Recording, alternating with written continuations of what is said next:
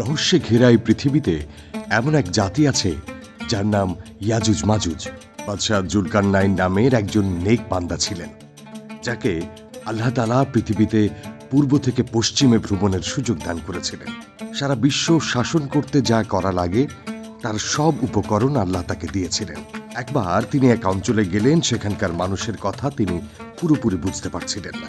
তাদের সাথে দীর্ঘক্ষণ কথা বলার পর তিনি বুঝলেন যে ইয়াজুজ মাজুজের অত্যাচারে তারা অতিষ্ঠ। তিনি যেন তাদেরকে ইয়াজুজ মাজুজের হাত থেকে রক্ষা করেন।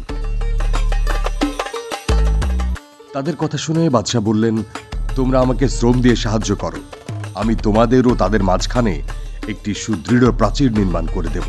তোমরা আমাকে লোহার পাত এনে দাও। এরপর জুলকারনাইন দুই পাহাড়ের মধ্যবর্তী জায়গা সমান করে দিয়ে বলল, তোমরা ফুঁক দিতে থাকো। তারা সবাই যখন ফুঁ দিল, বাদশাহ সেই ফুঁকে আগুনে পরিণত করে তাতে তামা ঢেলে দিলেন।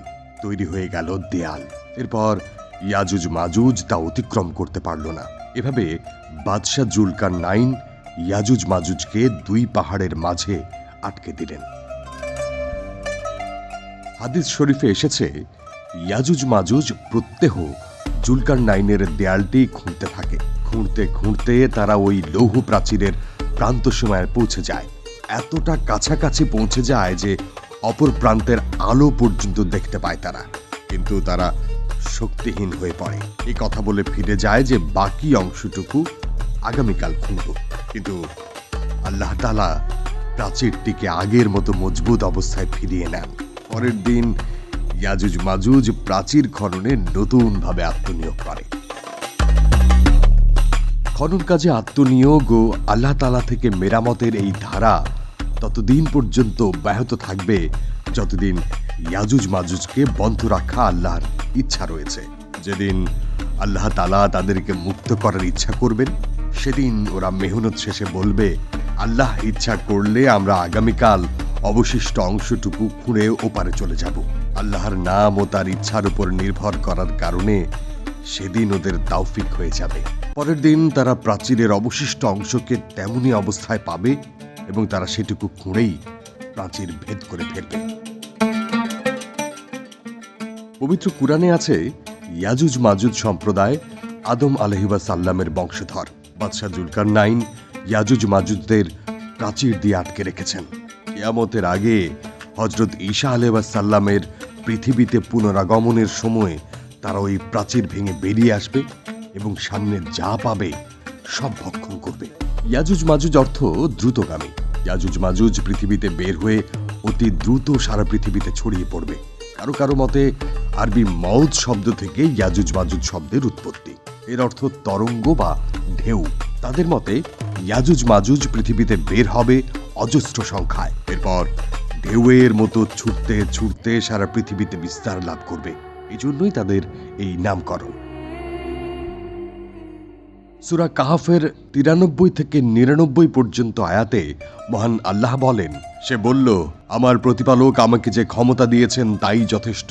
সুতরাং তোমরা আমাকে শ্রম দিয়ে সাহায্য করো, আমি তোমাদের ও তাদের মাঝখানে এক মজবুত প্রাচীর গড়ে দেব। তোমরা আমার কাছে লোহার পাত নিয়ে এসো।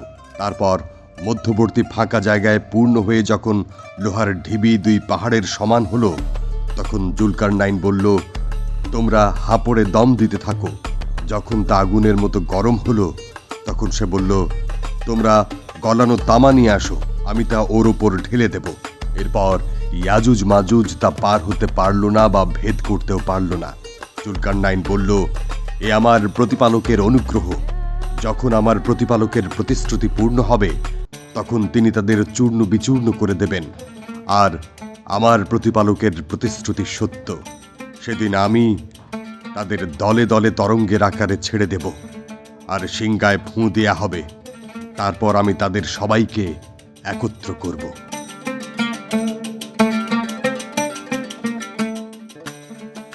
ইয়াজুজ মাজুজ নদীর পানি খেয়ে শেষ করে ফেলবে। তাদের সঙ্গে কেউ লড়াই করতে পারবে না।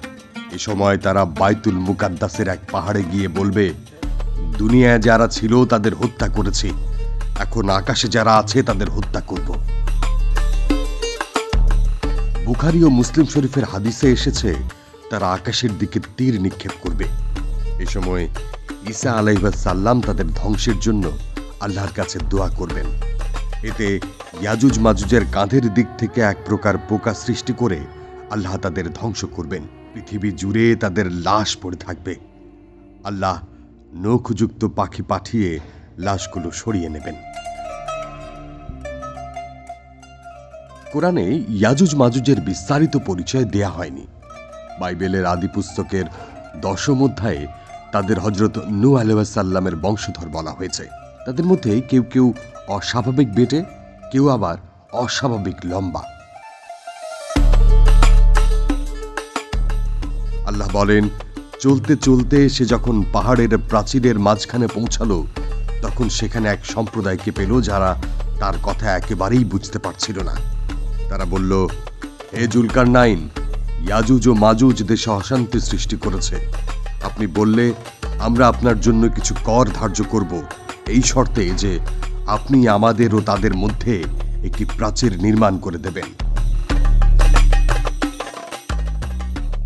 বাদশাহ জুলকারনাইনের যুগে তারা বিশৃঙ্খলা করেছিল। তাদের অনিষ্ট থেকে মানুষকে বাঁচাতে জুলকারনাইন তাদের যাতায়াতের পথে বৃহৎ প্রাচীর নির্মাণ করেছিলেন। জুলকারনাইন সারা বিশ্ব ভ্রমণ ও শাসন করত।